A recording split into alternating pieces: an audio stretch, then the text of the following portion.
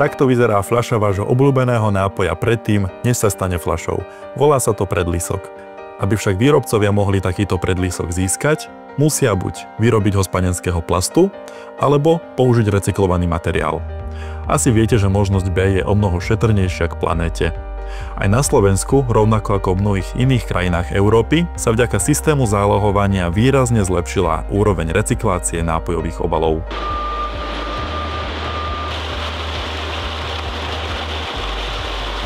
Pred zavedením zálohového systému nebolo získavanie materiálu do plastových obalov také jednoduché, ako je tomu dnes.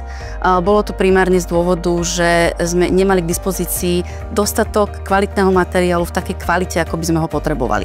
Jedným z dôležitých cieľov správcu zálohového systému bolo vytvorenie tej tzv. Cirkularity, to znamená návratu materiálov, odpadov z obalov znova do systému, a práve to, ako sa systém nastavoval, nám umožnilo tento cieľ zvládnuť tak, že sme sa stali výkladnou skriňou Európskej únie. Takže to, čo uvedú na trh, potrebujú vyzbierať naspäť, a s tým im veľmi pomohol zálohový systém. Každý výrobca, ktorý chce predávať nápoje v plastových fľašiach a plechovkách na slovenskom trhu, musí kontaktovať správcu, aby registroval jednak seba a následne svoje produkty. To znamená, každá jedna plastová fľaša a plechovka musí byť označená čiarovým kódom a symbolom zálohovania, čo je Z-ko.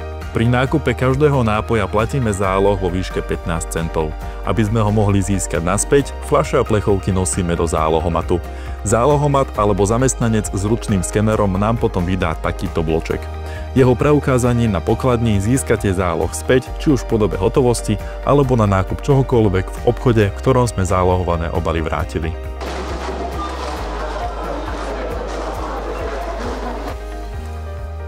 Obchodník je úplne kľúčový bod pre spotrebiteľa, pretože pre spotrebiteľa to v obchode začína pri nákupe jednotlivých obalov a rovnako aj končí, pretože v obchode odovzdá tieto obaly, ktoré si idú ďalej svojim životom. Aby mohol zákazník bez problémov vrátiť zálohový obal, je nevyhnutné, aby odberné miesto, či už vybavené zálohomatom alebo fungujúce na princípe ručného odberu, fungovalo spoľahlivo a plynulo. To si vyžaduje neustálu asistenciu personálu predajní, ktorý sa stará o čistenie a vyprázdňovanie automatu, jeho celkový technický stav a chod systému. Tá druhá neviditeľná časť je príprava na zvoz. To znamená, zamestnanci musia chodiť vyprázdňovať tieto biny, kde presúvajú potom všetky obaly už do skladu, tam, kde sa pripravujú už na zvoz od správcu.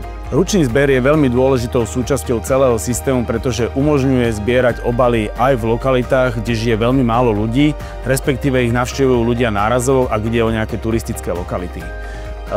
Je pracný, je oveľa náročnejší na pracovnú silu, pretože to, čo robí vo väčších predajniach stroj, tu musí spraviť jednotlivý zamestnanec danej prevádzky. Obchodníci otvorili obrovské množstvo aj dobrovoľných odberných miest. Legislatíva určuje, prevádzka na 300 metrov musí byť povinne zapojená do systému zálohovania a tie, ktoré sú menšie, môžu byť dobrovoľne zapojené.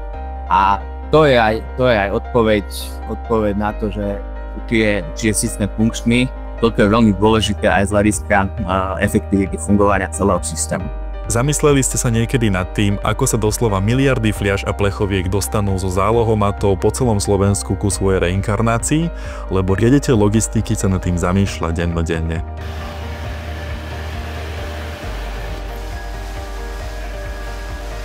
Skôr ako sa vodič dostane na prevádzku, deň vopred plánujeme takmer 1600 prevádzok po celom Slovensku. Medzisklady sú strategicky rozmiestnené, aby sme boli čo najbližšie pri našich zákazníkov. Týmto dosiahneme aj zníženie nákladov na dopravu a znižujeme aj uhlíkovú stopu. Najväčšou výzvou pre logistiku je predvídanie objemu v čase. Na jednej strane používame údaje z tisícov zálohomatov, na druhej strane objem je ovplyvnený externými vplyvmi. Počasie, množstvom spoločensko-kultúrnych, ale aj obchodných akcií a samozrejme aj správaním našich zákazníkov. Približne miliarda nápojových obalov ročne sa cez systém skladov a medziskladov dostáva na jedno jediné miesto. Triediace centrum v Kočovciach, malej dedinke pri Novom Meste nad Váhom. Tam ich jedna obrovská linka roztriedi podľa farby a použitého materiálu.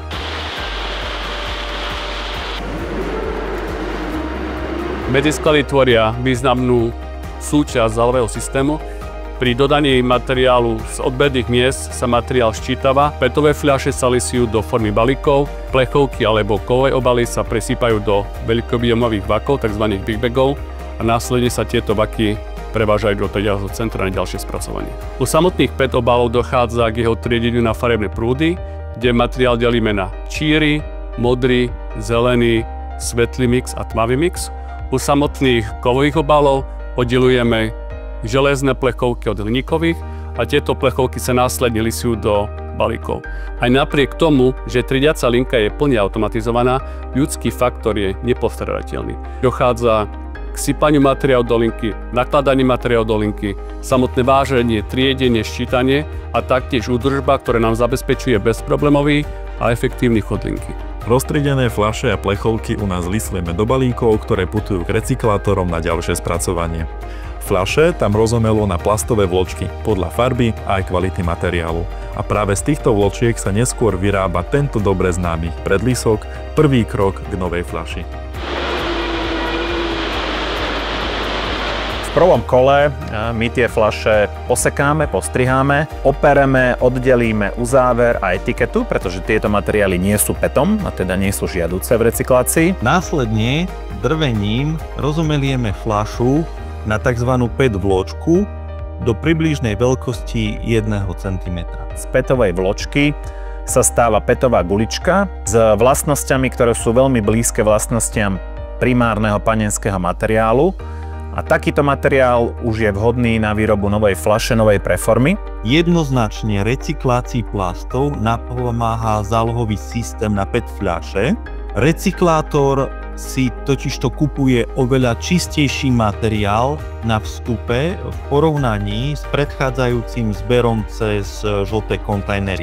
Emisná stopa pri recyklácii Virginu o 90% nižšia ako emisná stopa pri výrobe panenského materiálu. A čo sa týka plechoviek, postup je následovný. Takisto sa najprv rozdrvia na malé kúsky. Tie sa zahrejú na približne 500 stupňov Celzia, aby sa očistili od potlače, farby a laku. Očistená hliníková drť sa v peci zahreje na približne 700 stupňov Celzia, kým sa neroztaví. Z tohto rozstaveného materiálu sa odlievajú niekoľkotónové hranoly, ktoré sa následne lisujú do tenkých plátov a z nich sa už dajú vyrobiť plechovky. Tie potom putujú k výrobcom nápojov, aby ich naplnili tým, čo máme radi. A týmto sa uzatvára kolobeh opätovného využitia materiálov, plastových alebo hliníkových obalov. Každou cestou do zálohomatu šetríte našu prírodu, pretože tento odpad by mohol skončiť na skládkach, spalovni alebo nebodaj v prírode. Systém zálohovania je kľúčovým nástrojom na ochranu prírodných zdrojov, pretože dokážeme využiť ten istý materiál na výrobu tých istých produktov, teda nápojových obalov. Ďakujeme všetkým, ktorí prispievate k ochrane našej prírody.